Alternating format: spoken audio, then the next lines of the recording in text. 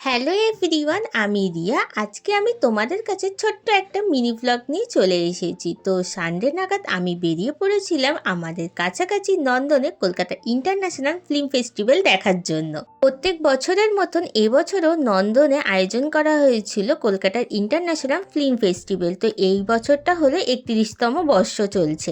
তো আমি চলে গিয়েছিলাম ওই 4:45 নাগাদ। তো গিয়ে দেখলাম চারিপাশে প্রচুর ভিড়, আর সানডে মানেই হলিডে, আর ওই দিনকার তো ভিড় হবেই। সানডে ভিড় হওয়ার আর একটা কারণ হলো এখানে এই দিনকার প্রচুর সেলিব্রিটি এসেছিল। আমি তো দেখতে পেয়েছিলাম নচিকেতাকে, কিন্তু সামনে গিয়ে যে ভিডিও করব ওখানে প্রচুর রিপোর্টার আর লোকজনের ভিড়ের জন্য গিয়ে আর দেখা হয়নি। আশেপাশে ঘুরে দেখছিলাম প্রচুর খুব সুন্দর সুন্দর জিনিস করেছে এখানে।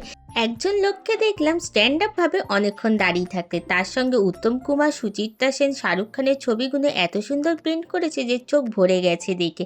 তার সঙ্গে দেখলাম একজন লোককে বাঁশি বাজাতে।